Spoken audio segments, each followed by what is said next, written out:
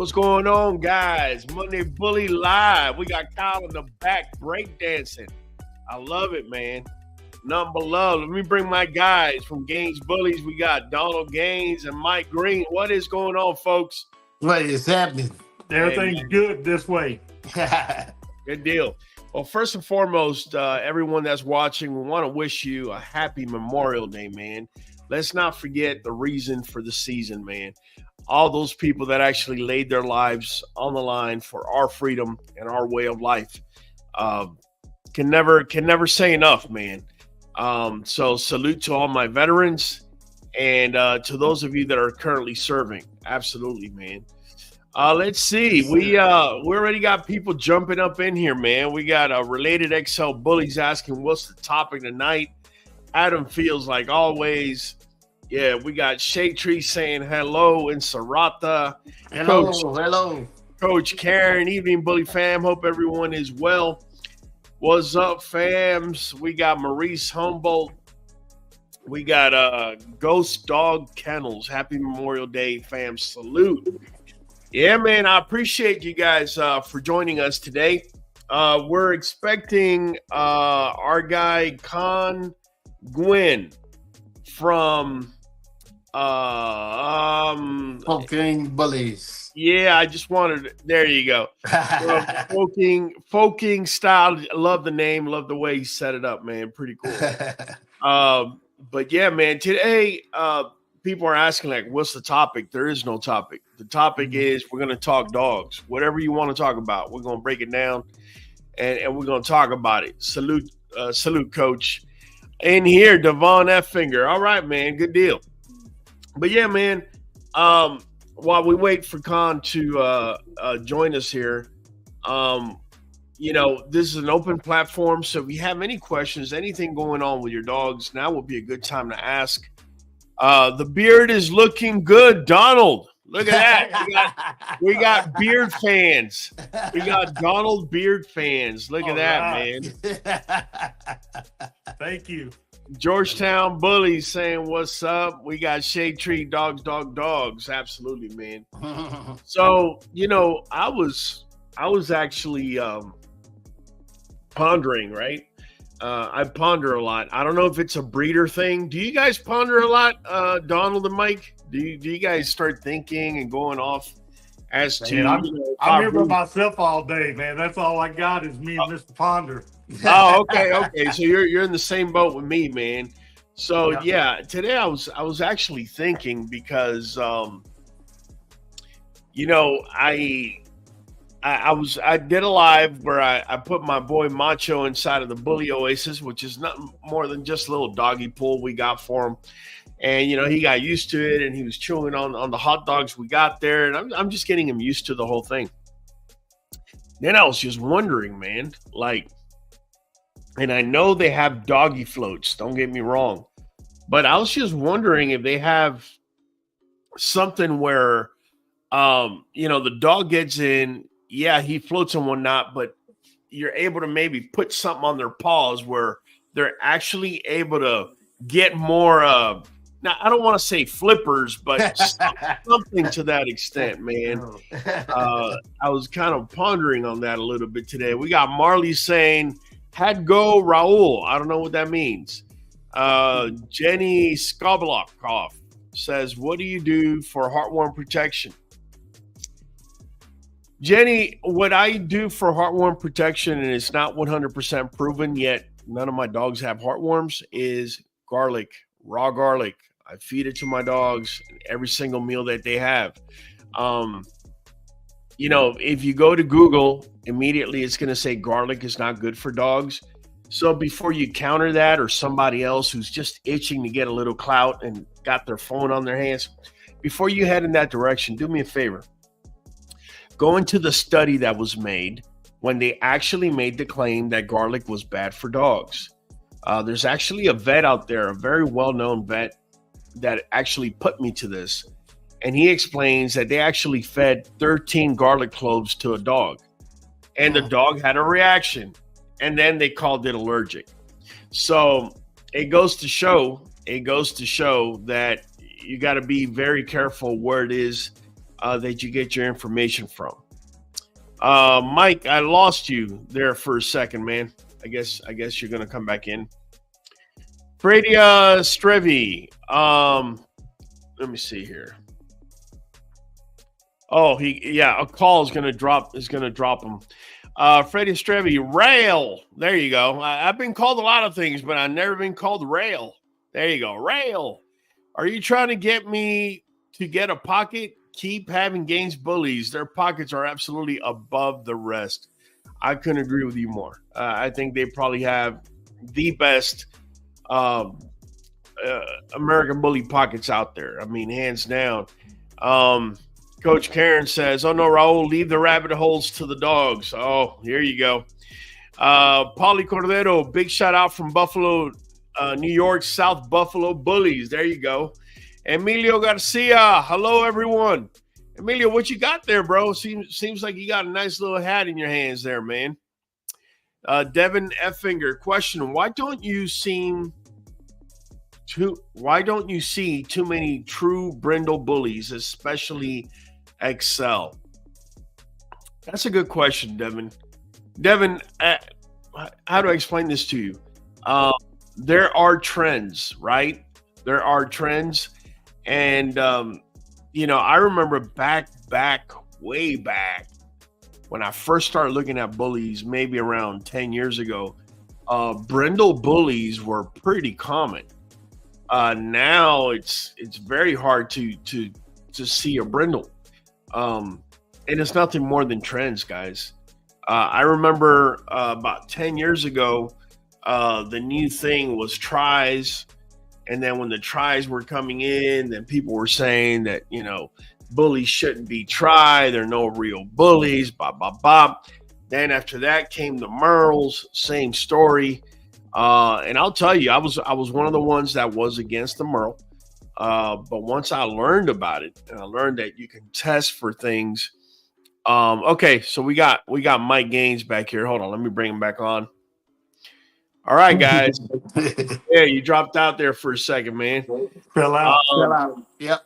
Yeah, we got Goliath. Like adding webbings to their paws of sorts. Yeah, man, something like that to make them swim a little better. And I mentioned more than anything for our little girl, Daisy Duke. She's a pocket. A boy like Macho, he's walking in there like nothing, but a little girl like Daisy Duke would probably need it. Fredia Strevi says, Raul spell check is all right, Strevia. I get it. Raul is all right. No big deal. It means how you doing? Oh, okay, Marley. I appreciate you. I'm doing good, Marley. How about yourself? Thank you for asking.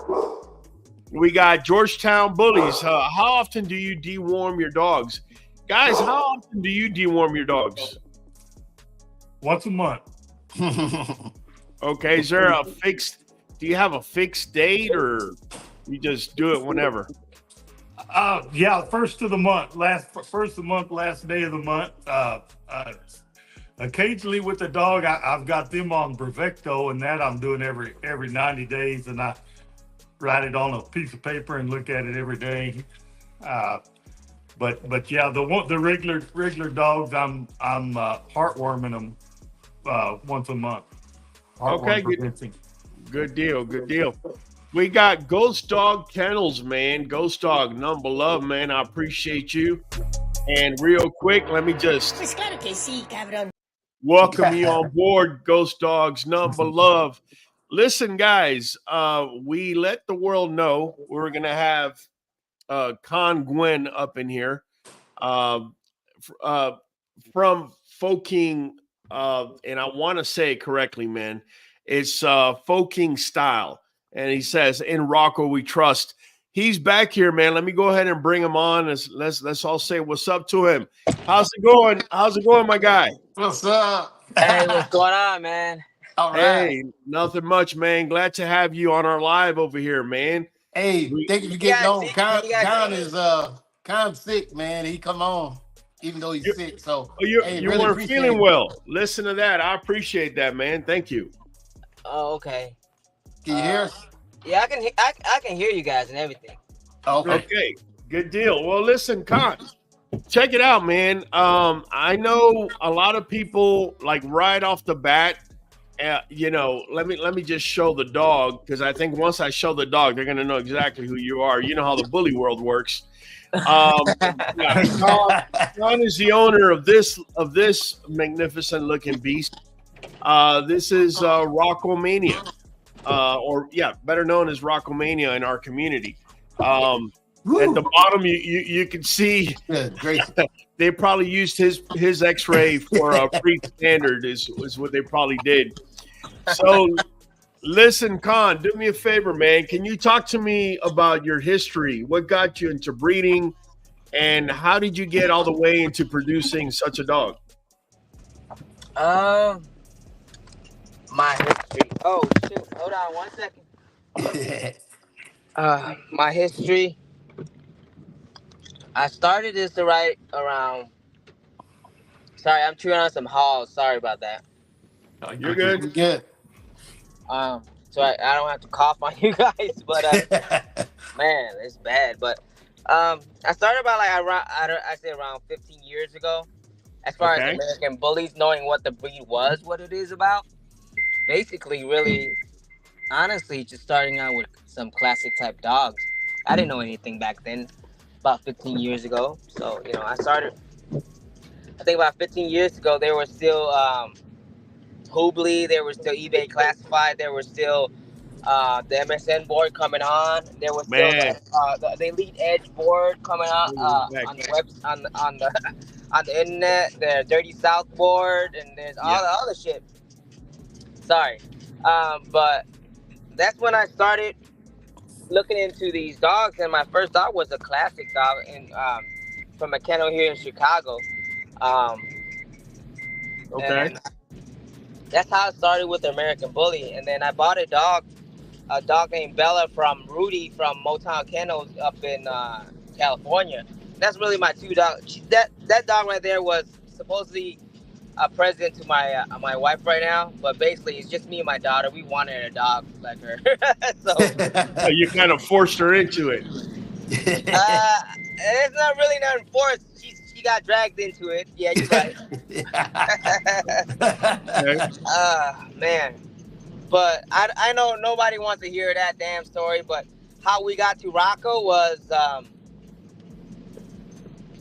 basically almost 10 years ago, because Rocco's 9 years old now. Basically almost 10 years ago, because 4 or 5 years, I really didn't do really nothing with the breed. I really just went to show the dogs and stuff like that, get to hang out. Didn't know really anything about, like, the ins and outs of everything. Was just being really more like an enthusiast, loving the dog and stuff like that. So I met my partner, my friend, and my family now, Gabriel Madara. He had a female named Lola, and he bred Lola to Miyagi before I even met him, right? And so he made a dog named Taz. And when I was a mechanic at the time, and a friend of mine named Miguel, I think Mike knows who Miguel is, and then and another guy named Armando. So he says, "Man, Con, you into these dogs? You gotta come see Taz." I was like, "Who's Taz?" I've heard of Miyagi before, and before I was really against the Miyagi stuff, like everyone else was, because he wasn't like a true American Bully. He was just like an anomaly of the breed at the time. So you know how it is. But I've learned to accept a lot of shit as time goes on. You know what I'm saying? Because because with him, because as soon as I met Taz, I had to eat my words. You know what I'm saying? Because Taz was a phenomenal dog. He was American Bully through and through. You hear a lot about Miyagi saying that he's, like he has bad, whatever. He's not an American Bully. He's mixed and stuff like that. But seeing what Gabriel did, bringing him to Taz and the whole litter was amazing. But Taz was the pick, and his sister. He was tight skinned, looked like an American Bully, hella muscle on, hella bone on him, hella drive on him. So that's when basically I had I basically scrapped all like my classic type dogs and went that Okay. route. You know what I'm saying? And then that's the beginning of it all. And then I bred Taz to a girl of mine that I got back maybe 8-9 years ago. At the same time, her name is Bocha, and I produced international grand champion Lil Rocco with her. Okay. We decided to co-own to do a breeding together with Boss and Lola, me and Gabriel, since at the time we were tight like that at the.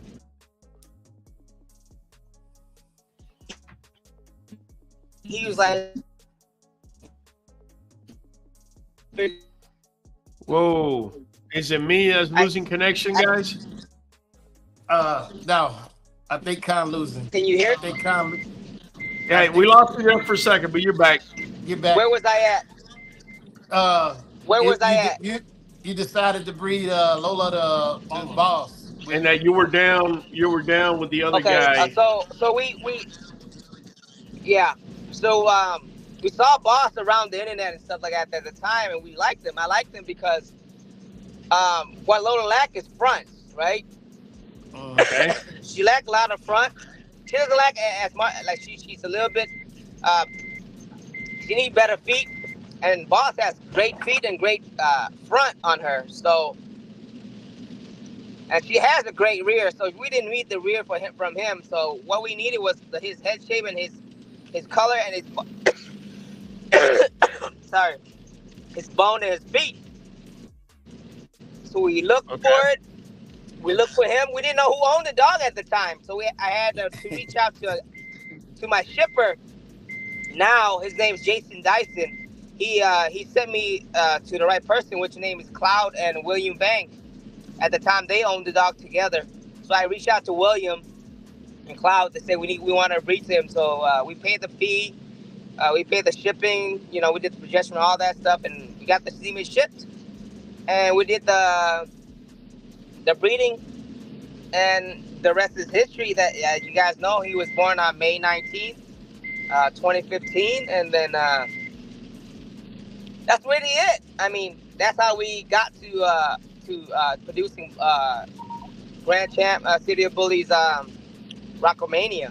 His name is Rocco, but I changed it to Mania because that's another story I guess I could tell you later. But I changed it to Mania because when I saw him come back, he was just that, you know what I'm saying? He's like a Hulkamania, so I was like, damn, he is bad and badass. So I put the mania behind him, you know. I think it's the first time I've ever told someone how he was named Rockomania.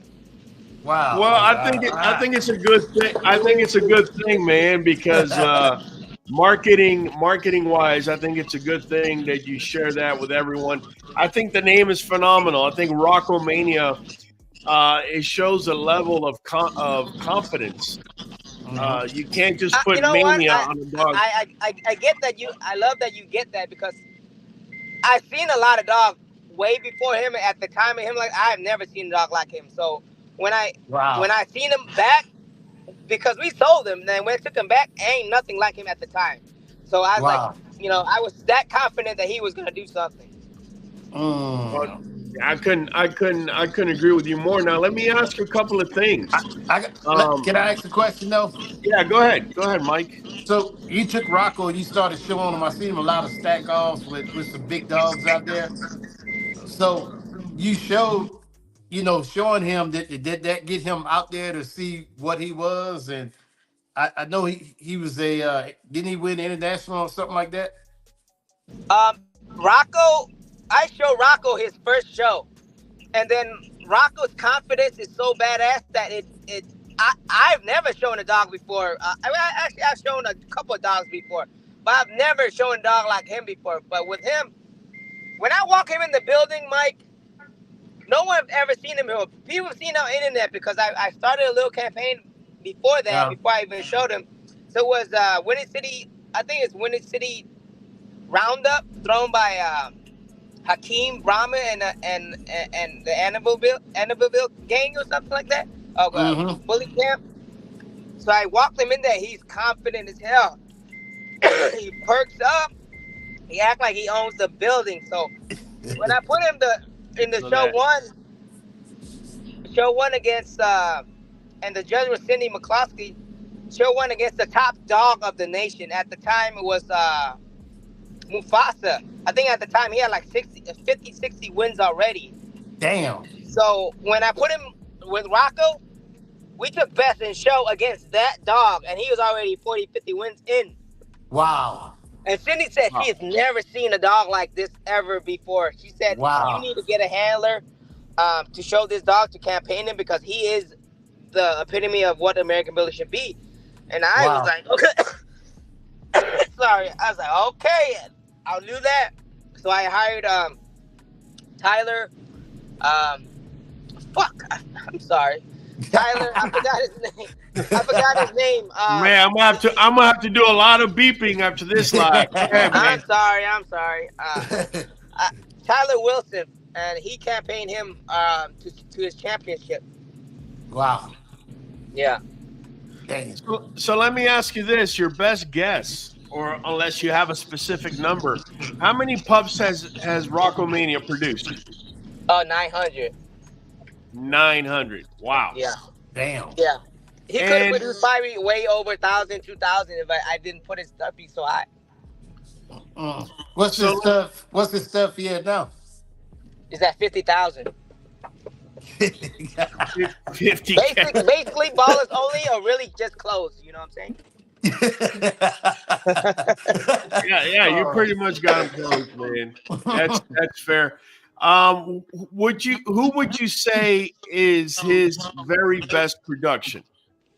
Grim, no, hands down. Hands down. The Grim, no doubt. No doubt. There's no dog that's close to him right now, from his son that is even in his legacy. He's probably gonna be in the same legacy as his daddy. Now, in the ring, who would you say was his stiffest competition? Who was the one dog that gave you at least a run for your money? Oh, the Bear, for sure. The Bear? The Bear was absolutely, I would not say the better dog. I would say he's the better trained dog. I got you. I did not put in as much time with Rocco as they did with the Bear. And the Bear is an amazing dog. So, like, you know, he's like what do they call it? Automatic. He's just like an automatic show dog. You know what I mean? Yeah. Yes.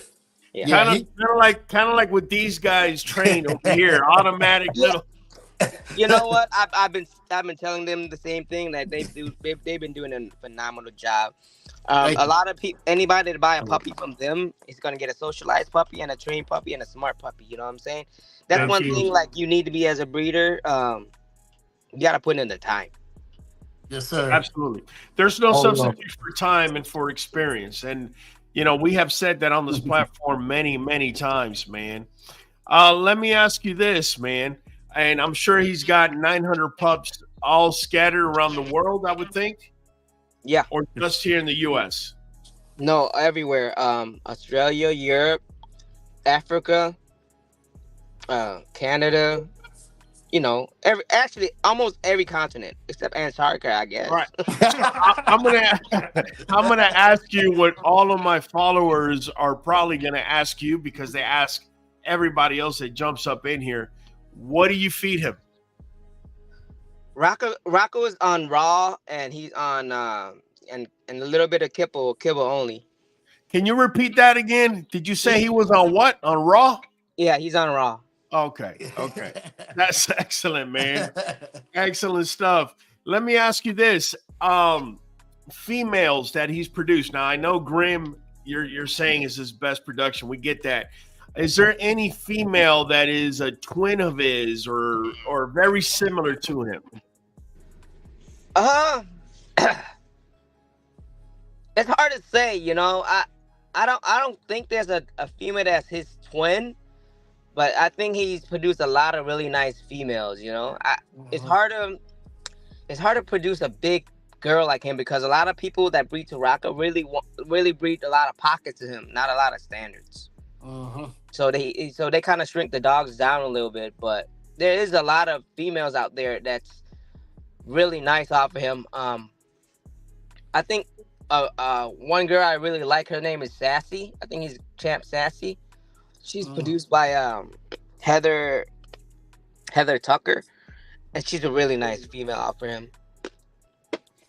Good deal. He was talking about confidence in the ring. How Rocco walk in there and own the ring. Can you build that type of confidence, or is that dog born with that? Excellent. Honestly, I honestly, with Rocco, I can't say everything like that. He's just the way he is. He's never seen a ring in his life, and when he walked in there, it was just the way it is. Right. Yeah, he's never seen a ring in his life. He walked in. He's just. I would say he's an alpha, but he's not a mean dog. You get what I'm saying? He just knows that he's that type of dog, but he's not mean whatsoever. Yeah. Okay, so basically, he's just a very confident dog. He's very confident. He's very confident. Good deal. What are things that you could tell us about him? Like, what's his favorite thing to do? Does he have a favorite toy? Does he like to stop at McDonald's and get one of them little puppy Sundays? I mean, what is it? His favorite McDonald's stuff is, hamburger, because we used to give him hamburger before shows, and he loves that stuff. Because when you're traveling, like, you can't carry raw with you and stuff like that. So we give him hamburger. He that's where honestly is where you get the energy from for the show. I don't understand. I think it's bread and the protein, but. So you gave him the whole burger, pickles, and everything? No, just plain. Okay, just meat and the bread. Okay, just plain. Every dog likes to sleep. He sleeps a lot. He's older now, so but when he was younger, he still liked to sleep. He likes car rides, that's for sure. He's just all around. I can't really say anything. He's just an all around good dog. If there was a perfect dog that I would want to make hundreds and thousands of, it would just be him. Okay. Not like I haven't tried. You know what I'm saying? But no, that's fair enough. Listen, I have Adam Fields is asking a very valid question, which you just took it out the words out of my mouth. Has Rocco produced a show quality XL, and if so, who? He produced a few show quality XL. The only XL breeding he ever had was two exquisite bullies, and I think she made like 4 or 5 high quality XLs.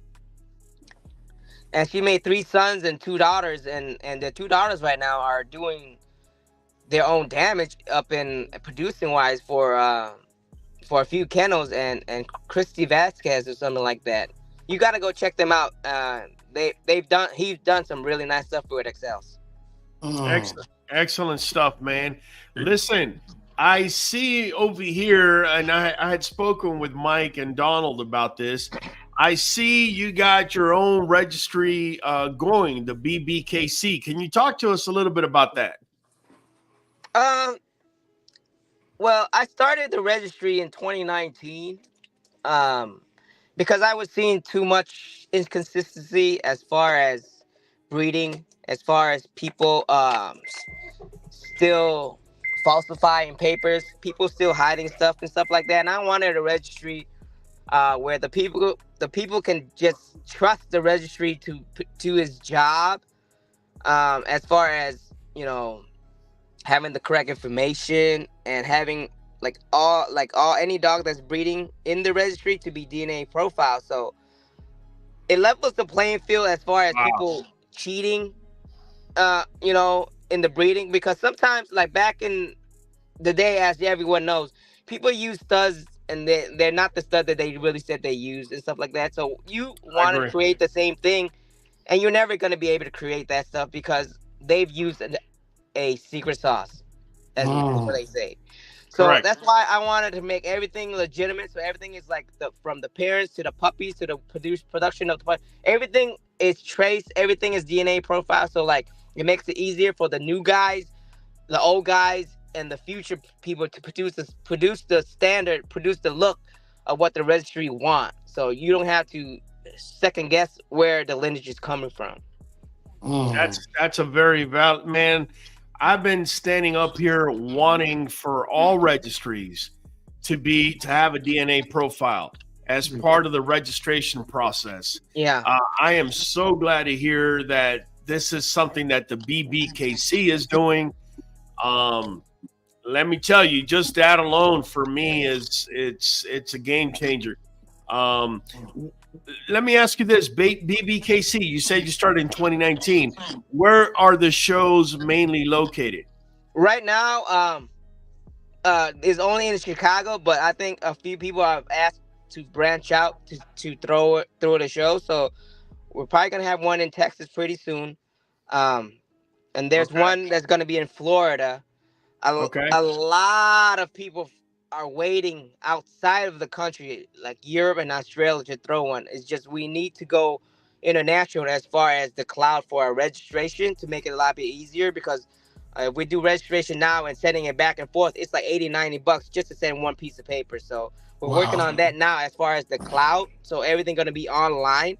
And once we make the registration, it'll send it to them, and the person over there just have to print it out. I get it. Yeah, so it makes it a lot easier for us and cheaper for them. I have a question here from one of our followers, Sig1026. He's saying, who's a better producer, Big Red or Juggernaut? What's your opinion on that? Juggernaut's a little bit too young. I think Big Red's already proven that he can produce his look, his size, his head shape, and he can produce some of the baddest males and some of the nicest females. So Big Red's already proven. It's not really comparison right now. I think Juggernaut's only 2.5 and Big Red's 7, almost 7.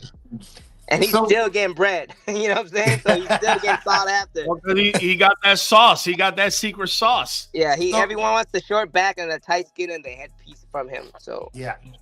How do you produce dogs that are able to produce like that? Like I go to 4king.com and it's like Walmart. You got a $50,000 stud and you got a $2,500 stud. But I'm seeing pups off of all of them, man, and they're all producing. So, I mean, is that a high COI? Like, what's causing them to produce like that? Breed what you see. Breed what you see? Breed what you see, because breed what you see first, right? Breed what you see first in front of you. Then the pedigree and lineage behind them have to almost match. You know what I'm saying? I try not to completely outcross my dogs all the way out. I try to line bleed my line only right now. So but I don't tightly breed the stuff though. So because if you tightly breed something, it's gonna shrink everything down. Then now the person that's gonna bring the dog to you, they need to have their own lineage that has to be really, really bred tight, or else yours is going to take over. And mostly the inbred stuff is going to make stuff so small. They're gonna bring, you know what I'm saying? So I try to just line breed stuff here and there. I try to keep like the best producing bitch in the lineage, and that is the key. That is the key to our production. So do you feel if you had to go back to square one, you had to start all over again, and you got to choose either Rocco's best son or Rocco's best producing bitch, which of the two would you start out with? That's so easy. The daughter. Yes. Come on. I would take Rocco's best producing bitch. Knowing Grim right now as one of the best producers, I would still take the daughter over there. Wow. Yeah. Wow. Yeah. The bitch is the key. When would you introduce like the female? Say if you got a female to the top and the bottom of the peg of a line breed. Without inbreeding. Say it again. I don't understand the question. Like, would you ever introduce? Say I got Bad Betty, right? And I bred her to a Juggernaut, but like I want to put Bad Betty at the bottom of the pedigree. Like, when would you do that to have her 2 times in there? If she producing female, the third generation. Third generation. Yeah, one of her daughters or one of her sons back to the son up. One of her daughters back to the son up top that she had already produced. Okay. You know what I'm saying? So maybe like a tugboat. Yeah. To a Bad Betty daughter. Okay. That'd be 2-time Bad Betty, maybe 3 generations back. I don't really like to do it back to back, right? Because if if you're trying to improve off of Betty, if you breed too close together, you're gonna make more.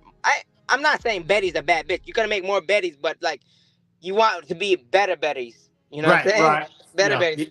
Because Yep. I want Rocco, but I don't want to keep making Rocco over and over and over. I want to make the better dog every generation. You know what I mean? Because if I'm just gonna sit here breed Rocco all the time just to try to make the same look, it's like I'm stagnant. I really need to, because he I needs agree. more stuff and they need more stuff. You know what I mean? Yes, sir. I agree. Listen, we got Jose Hernandez asking, what about Colossal? Talk to me about Colossal. Oh, well, I don't understand like the question. What about Colossal? Is there anything specific you want to ask? He just wants to know your thoughts in general. Oh, I think Colossal's a really great dog. You know what I mean? He's not like a show dog or something like that, because he's so freaking big and wide and clumsy in my opinion. But he's a great stud dog for anybody that wants to use a stud dog for him. He has all the structures and everything of a great show dog, but he just doesn't like to. He just doesn't like to be, in the ring or anything like that. I tried to take him to one of those practice dog thing. He doesn't really like it. He's not like he's scared or anything. He just doesn't. He's not interested. It's not his thing. Yeah. It's not his thing. He just like, you take him out of the leash. He just likes to play. You know what I'm saying? Yeah. Yep. Hold on. I had him placed with my dad, and my dad really didn't put much work into him. And I think that's more, like I said, again, you got to put a lot more work into the dog for him to, you know what I'm saying, to be able to be a show dog. We was just a house pet. I got him back when he was like 8 months old, and when he popped the trunk, it's just the same way when I posted his picture on the internet. I was like, what the fuck is that? You know? I have never seen, I've seen Rocco when he came back, it was badass. But him, he was just a pocket beast, stack up type of dog. I'm like, wow. And he's pretty. And and the line I got from Ed Shepherd, the late Ed Shepherd's like, if you want to breed dogs, gotta breed them big, bully, and pretty. They can't be ugly. Yep. So, Raul, what I was going to say is, if nobody would listen to you before, you've been saying this for years, and you're hearing it from the man himself, Mr. Khan. The female is the key, and I really like what he's doing with his registry. Me and you have spoke on this for the last 2 or 3 years about bloodlines and what they should do in the registries to make it better. And look, he's doing it now. So props to you, Khan. I really appreciate what you're doing out there. Much love. I appreciate you. For sure. Yeah, man. Number love. But listen, what features do you look for in your keepers, Con? Like when you're going to keep a male and or a female, what are the things that you're looking for to keep, and what are your deal breakers? What is the one flaw you see and immediately you're out? We're not even second guessing on you. Overbite. I can't stand an overbite dog. That's one thing. I mean, overbite can be fixed over time, but that's one thing. But after 8 or 9 months, if the overbite doesn't fix, I wouldn't keep that dog at all. I don't even care how nice it looks and stuff like that, because an overbite dog, it just looks weird to me. It looks more snipey. It's missing underjaw. It's just, I've seen so many times. It's just aesthetically unpleasing to my eyes. Me, when I'm looking for puppies, I don't play or touch or anything like that. I just put them all on the ground, right? What I'm looking for is a well-balanced dog. Can the dog free stack? Yeah. If when the dog hears something, can it free stack? How thick is the rear, the angulation on the dog, right? I like a dog that, like Magic Mike, when I first pick him up, the whole litter was nice, right? But he is the only one that actually free stack himself every single time. Him and Juggernaut. Naturally. And, yeah. And then knowing what you already put into like you can see the amount of bone of the dog had, but the rear and stuff like, and when you pick up a dog, you can feel it in your hands how tight he is. If the dog is loose in your hand, it's usually gonna be a bigger and sloppy dog. But if the dog feels tight in your hand and stuff like that, and he's really fighting for himself, that's really a dog that's really like Juggernaut was like he never liked to be held. He's really it's like you could when you pick up the dog in your hand and you feel the chest bigger than your hand, that's the dog, right? Right. Like if you're looking, but after all the balancing checks that you already checked, the rear angulation, the feet is good, the fronts are good, the top line is good. Then you pick up the dog and you feel it. Some dogs look small, but when you pick them up, they're heavy. That's where the bone and the muscles are coming from. Yeah. Yeah. When we first dropped that Juggernaut breed, and I picked them up, and I was like, man, these feel like weighted bars of gold, like they're like sandpaper. You know, it was a different feel. And when they started moving around, felt like trying to grab a snake, like an anaconda. Man, they were like real hard. I said, damn. You can tell, right away where those dogs will have tight skin, muscle mass, and stuff like that. You just have to have a lot of experience holding all different type of puppies. Mm-hmm. Good point. Let me ask you this. I'm going to throw a couple of one-word. I'm going to throw a couple of words at you, and I want a one-word answer immediately. The first thing that pops in your head. All right. So here we go. UK American Bully Band. Give me one word. Terrible. East West. East. High rear. Fixable. Merle. Not bad. Try. Love them. All right. You passed the test, man. Hey, I got a question. Go ahead. Shoot. Hey, what's the most stud credits you sold like in about 15 minutes? 100. Jesus Christ. That's too colossal. Colossal. I could have sold more, but they banned me on Facebook for 30 days because I did that. I put all my link and stuff, all my Cash App and stuff like that. I guess you're supposed to do that, and they banned me for 30 days for that. Wow. That is wild. So listen, what's a good piece of advice you would give to an up and coming breeder, to a middle of the pack breeder, and to a breeder that has been breeding for a while and has not gotten maybe the results that they've been wanting? New breeder. Start with a bitch. Don't buy too many dogs. There you go. Don't buy a male, especially because if you start with a nice bitch, you can always pay the stud. You don't have to house the male. You don't have to feed the male. You can always use the stud and create your own stud and produce your own stuff. I like at this stage of the time, I would not do any more pup backs. I just want to produce my own dog at this time. For a medium starting out, I don't know what a medium starting out guy would be. I mean, I would say once you already established that you already produced some litters or stuff like. Promote. Go out and see the dogs. Go out, promote your dogs. Go out to the shows and show your dog. Even in the fun shows, people will see your dog.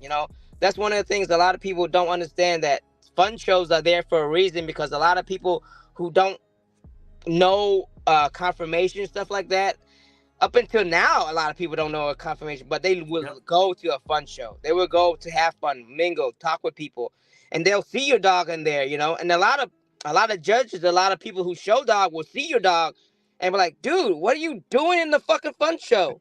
Put him in the ring. I had tell so many people that your dog is it. Bring him, put him in the ring. Hire this person, do this. I've given so many compliments and advice to people just because they're in the fun show, and I see him in the fun show. I'm like, that dog got it, And then veterans, don't be complacent, I guess. Still produce dogs, still promote, give advice to the new people, give advice to anyone actually if they want to ask. If you have the time, which I don't have much of the time right now, if you still have the time, go out to the shows, still talk to the people. That's really it. I mean, that's really it's almost the same thing. It's going out and networking. Yeah, That's fair. But the most important for the new guys, don't spend more money than you can afford to lose in right. this American Bully Good breed point. or game, whatever they call it, because if you Con, how don't long make was it it? or you don't produce that dog that you think you're gonna produce, and you lose the money, and your wife is gonna be mad at you, that's you're gonna be in the dog house and stuff like this. You know what I'm saying? Because like I say, start with 2 bitches if you want more than 1 dog, and you're gonna be happier with 2 females than than a pair, because you're not gonna be able to breed. You're gonna look at your American like, oh, he's there, I'm gonna breed him anyway, even if they don't compliment each other. You're gonna do it. That's a lot of rookies' mistake, and Yes. they think they're gonna sell the puppies. Not right now. It's so hard to sell puppies. You're probably gonna get stuck with that unless you have a big name stud that's been doing his thing. People that have been chasing for it. It's gonna be hard to sell those dogs Very good point. for the amount you want. You know, Yeah. but you don't want to sell a dog for lower than what it is in there, because usually those dogs don't end up in the right place. Yep. That's a good point. Let me ask you this, man. You've been around, you said, for about, I think you said 12 years ago, correct? 15, When you started out. So from 5 years ago to now, what have you seen with American Bullies in general? Do you think we're improving as a breed? Do you think we're getting more watered down? Do you think we're still stuck in the same place? What have you seen in the last 5 years? I think the last 5 years, a lot of people are actually breeding more American Bully than we did 5 years prior, because if you watch the ring now, there's less classic dogs. There's more bully dogs out there. They're a lot more colorful as usual. But I think if you look at the Grand Champ or Champ classes, you see that they're more consistent. Before, there might be like when Rock was showing almost 9-10 let's say 7 years ago, because that's when his prime, 6-7 years ago, that's when his prime. The only dogs you'll see on there that's bully was El Toro, Bistro, Mufasa, the Bear, and that's really it, right? For 4 to 5 years, those were the dogs that were dominating the whole thing. But right now, there's a ton of different dogs winning every single show, every single week. Mm-hmm. It's like this year, you don't know who the top dog's gonna be. You don't they're almost maybe 3 or 4 wins away from topping each other. So I think the breed is going to a better direction as far as, because everyone now can make that bully. Before, it was only like 5, 6, 7 camp that can produce the American Bully look. Everyone else was still in back 10 years ago, but now everyone can do it. Everyone can do it, because I think everyone's more consistent with their breeding. Everyone's more honest with their breeding, I think, you know what I'm saying? And there's a lot more promotion going on and a lot more availability of studs before, because of the internet and because of the way semen is being shipped. So they can breed a lot easier. The lot easier to breed, the better dogs you're going to make. You don't have to breed like to your buddy Joe from down the street because your bitch is in the heat. You know what I mean? Yep. Con, I was gonna ask you, since you're talking about a new breeder coming in, what's the youngest a pup can be that you know that she's not gonna make it, just a minimum? Because I don't think many breeders understand that keeping the pup up to 16, 18 weeks is pretty common for gauging your puppies. I would say 14 or 15 weeks, when they lose all their puppy fat and stuff like that, is really when they blossom into, are they going to be that dog or they're not going to be that dog. But I've kept dogs up to 8-9 months before, because because you weren't sure. You're on the fence about it. I wasn't sure. Yeah, I was not sure. You know what I mean? There's no really a written rule, but I like to if my own litters, I usually keep them between 12 to 16 weeks, my own litter. Okay. Yeah.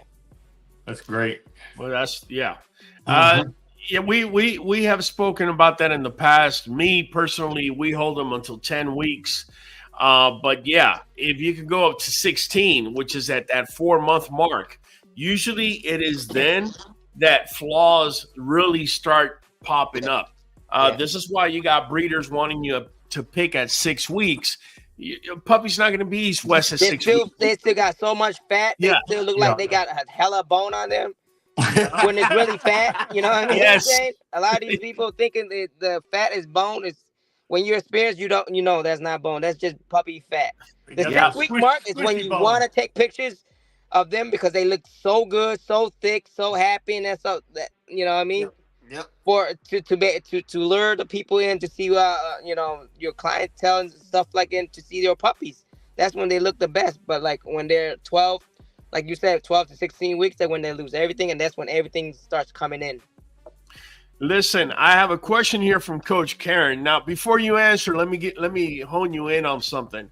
I run a dynamic kennel, which means I have a particular set number. It could be 10, 12, 20, doesn't matter. Whatever that number is. Whenever I keep a puppy, male or female, that means one of my adults has to go.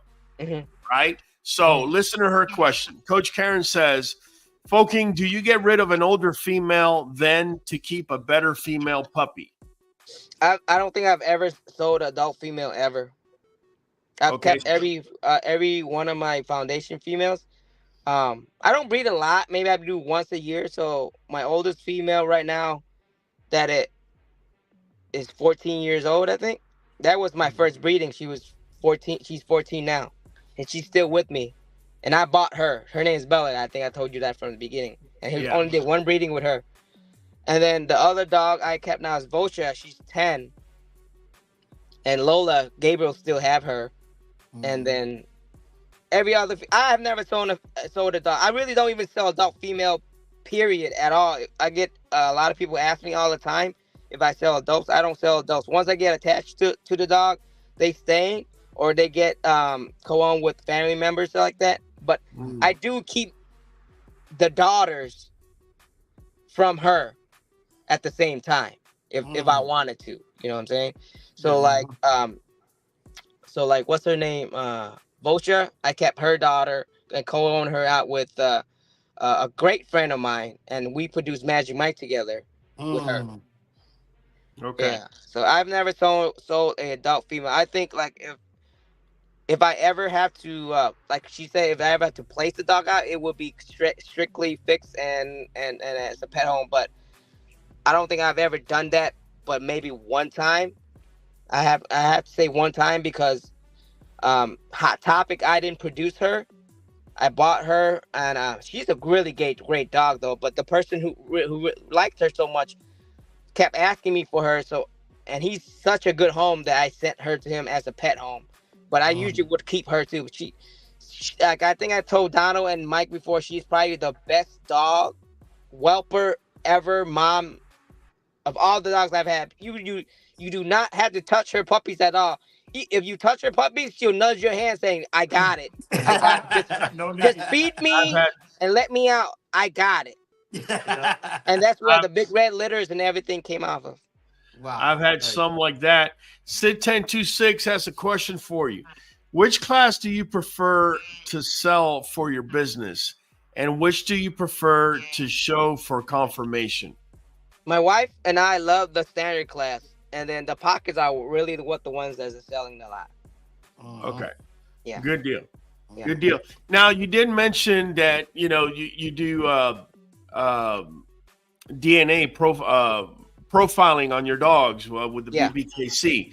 My question is for your boy Rocco, if you don't mind me asking, do you know what his IGF-1 is? I don't know what IGF-1 is. Sorry. Okay. No, that's fine. The IGF-1 is the growth hormone. N is for large and I is for small. I was just wondering if he's NN, II, or NI. I would have to check that because when they give me the information, it's all in the QR code stuff types. So I have to go deep into that. I know they do that with DDC and stuff like that, but I I think paw prints, you would have to go deeper into that and ask them for it. I think I have to go back and check and look for you and let you know. Okay, so the BBKC, which genetic company testing are you using? We're using paw prints genetics. Paw prints. Okay, straight up. Okay, I only asked. I use Embark up to now. I've never used Embark. paw prints. Embark only does. I think Embark only does health, breed, whatever breed it is, and whatever the stuff. They don't do parentage right now. That's why we don't use them. Ah, okay. They don't do parentage. So I wasn't I've aware asked of them that before. one. I've asked them if they do. So they can't trace back, who the parents are of this puppy, stuff like that. They don't do that right now. I don't know why, but they don't. They don't. Yeah, I don't know why either, man. I'm glad you brought that up and clarified it. Listen, I'm not going to hold you up, man. First and foremost, I appreciate you for coming on with us. Let me bring my guy Kyle from the back. And we do one thing here. We do outros, right? So since you're the new guy, I'm going to let you do the outro next to last. I'll be last. You'll be right before me. We're going to start with Kyle. We're going to go with Gaines. Then we're going to come to you, and then we're going to come to me and stay on.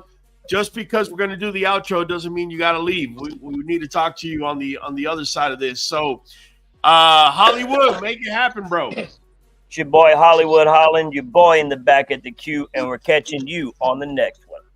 Gaines Bullies. Mike Green, man, thank Lacan James for coming out. Gaines Bullies, and we'll holler next time. All right. I was going to say, man, this Gaines Bullies, keeping it happy. If you can't keep it happy, then keep it to yourself. I like that. Go King style bullies. Hey, breed better, breed bully, breed fucking style bullies. Ooh, watch out. I like that. Hey, guys, you already know it's been Raul from the Q, catching you on the next one.